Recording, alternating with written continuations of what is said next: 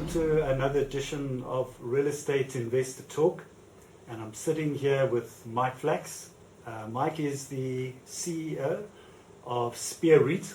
It's a new listed company on the JSE. Just take us from the beginning and share with everybody your property career. So it pretty much started about nearly 30 years ago when I was qualifying as a chartered accountant. And I realized that was something I didn't want to do.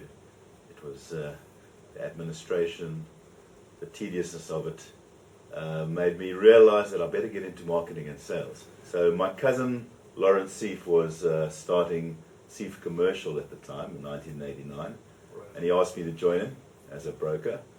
So as a newly qualified CA, I headed off to become a commercial property investment broker at Seif, not understanding one thing about property in reality. It took me a couple of months to get a feel for it.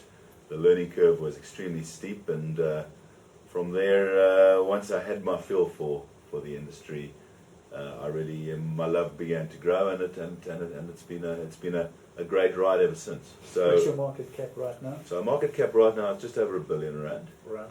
We've got a few deals in progress right now. We've just acquired three more big properties, Mega Park, which is a 100,000 square meter industrial complex in Bellville South.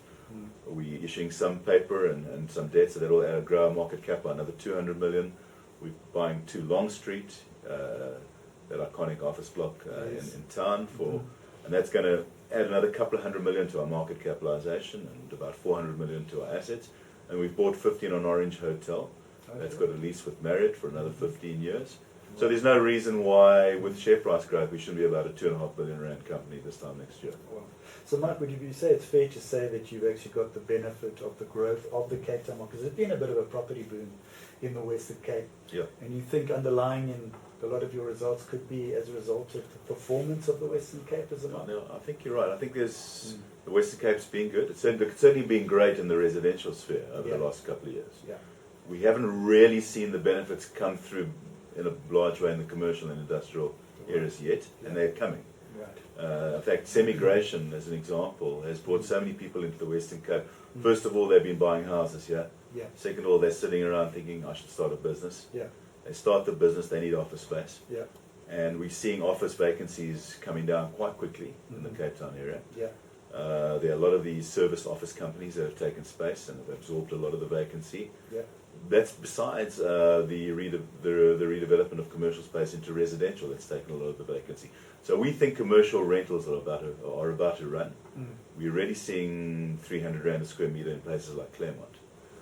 Retail, is weakened across the board, across the country, and one may argue that the Western Cape is weakened a lot less. Yeah.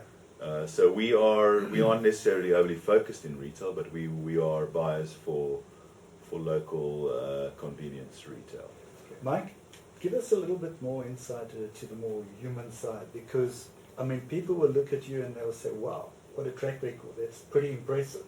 What do you use as a philosophy in terms of your investment strategy or your life strategy? Is there something that you can maybe share with us that you feel that's worked for you and been successful in your career? Well, I think there are the two sides. So the one would be buying well, managing it well, and the other side is the people side, and let's say dealing with and bringing in the right kind of people. For me, my fundamental strategy is try to buy well below replacement cost. So I've always been a value buyer, and if you can continue buying good value, you're unlikely to get any shocks down the line in terms of rental downward reversions. Right. Or being caught with your pants down. So buy as best as you can, even if that means you're buying vacant property. I'd rather buy vacant property at the right price than fully let but overpriced real estate. Right. And that will just serve you well going into the future.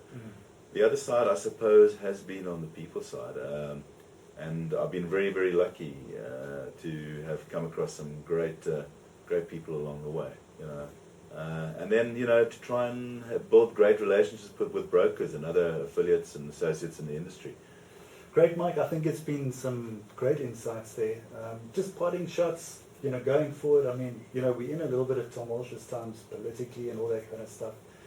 I think one's got to analyse the impacts all the time of different things happening in the economy and in the political world. And the beauty about, I think, real estate, there's always going to be an opportunity in one different type of real estate when something's going on, and which, while your residential market may at times be negatively affected by some news, your commercial or industrial market could have a bit of a spurt. So I think, we're in this industry. I'm not in this industry. I'm not looking at any other industries to move into. You got to just turn up at work every day, do your job as best as you can. Get through it. Get through the year. Yeah. Some years will be better than others. Mike, it's been awesome chatting to you. Thank you very much for the opportunity. Thank you.